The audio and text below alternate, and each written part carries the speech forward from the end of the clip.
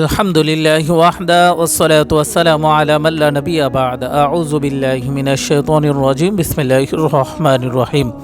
প্রিয় দর্শক মণ্ডলী, আশা করি মহান আল্লাহ পাক রব্বুল আলামিনের অশেষ মেহেরবানি ও দয়ায় আপনারা সকলেই ভালো আছেন।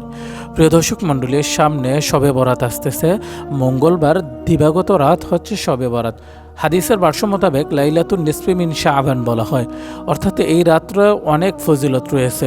সরকারে দো আলম মুহাম্মদ আরবি সাল্লাল্লাহু আলাইহি ওয়াসাল্লাম হাদিসের মধ্যে বলেন, এই রাতের অনেক ফজিলত রয়েছে। আল্লাহ পাক রব্বুল আলামিন এই রাতে দুই শ্রেণীর মানুষ ব্যতীত সকল মানুষকে সাধারণ ক্ষমা ঘোষণা করে দেয়। ইল্লা মুশরিকিন আও মুশাহিদিন, অর্থাৎ যারা শিরিক করে তাদেরকে ক্ষমা করে না। আও মুশাহিদিন, যারা বিদ্বেষ ছড়ায়, মানুষের নামে গীবত শাকায়াত বলে, সমাজে অশ্লীলতা বেহায়াপনা ছড়ায়, আল্লাহ পাক রব্বুল আলামিন তাদেরকে ক্ষমা করে না। এছাড়া এই রাতে সকলকে ক্ষমা করে দেয়। হাদিসের ভাষ্য মোতাবেক শাবানের মধ্য রজনীতে আল্লাহ সুবহানাহু ওয়া তাআলা সন্ধ্যার পর থেকে বান্দার দিকে নেক নজরে তাকায় আর বান্দাদের সমস্ত গুনাহ খাতা মাফ করে দেয়। অতএব এই রাত্রটা অনেক ফজিলতপূর্ণ। আপনারা অনেকে প্রশ্ন করছেন যে ভাই, শবে বরাতের কোনো নামাজ আছে কিনা, আমাকে আপনারা জানাবেন।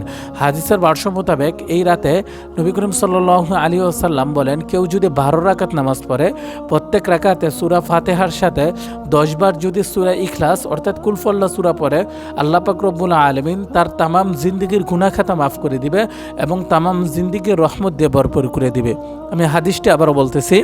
সরকারে দো আলম মুহাম্মদ আরবি সাল্লাল্লাহু আলাইহি ওয়াসাল্লাম বলেন, শবে বরাতের রাতে অর্থাৎ লাইলাতুন নিসফি মিন শাবানের রাতে কেউ যদি 12 রাকাত নামাজ পড়ে, প্রত্যেক রাকাতে সূরা ফাতিহার সাথে 10 বার করে সূরা ইখলাস যদি পাঠ করে 12 রাকাত সর্বমোট নামাজ আদায় করে, এই 12 রাকাত নামাজকে জরিয়া করিয়া আল্লাহ পাক রব্বুল আলামিন তার তামাম জিন্দেগির গুনাহ খাতা মাফ করে দিবে আর বাকি জিন্দেগি রহমত দিয়ে পরিপূর্ণ করে দিবে। অতএব আমরা সকলে ইনশাল্লাহ লাইলাতুন নিসফি মিন শাবান শবে বরাতের রাতে ইনশাল্লাহ সকলেই নামাজ পড়ব।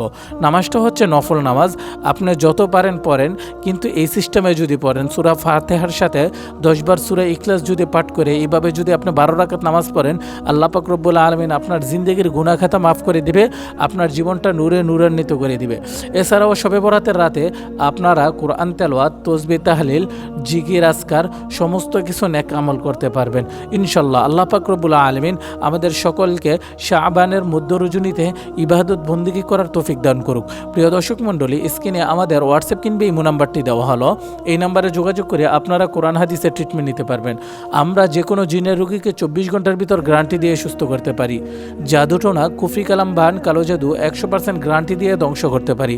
যাদের বিয়ে হয় না, ছেলে মেয়েও হয় না, সংসারে শান্তি নাই, কামাই রুজিতে বরকত নাই, স্বামী স্ত্রীর মিল নাই, স্ত্রী স্বামীকে সন্দেহ করে, স্বামী স্ত্রীকে সন্দেহ করে, উভয়ের ভিতর দ্বন্দ্ব, আপনারা চাইলে আমাদের কাছ থেকে কোরআনের ট্রিটমেন্ট নিতে পারেন।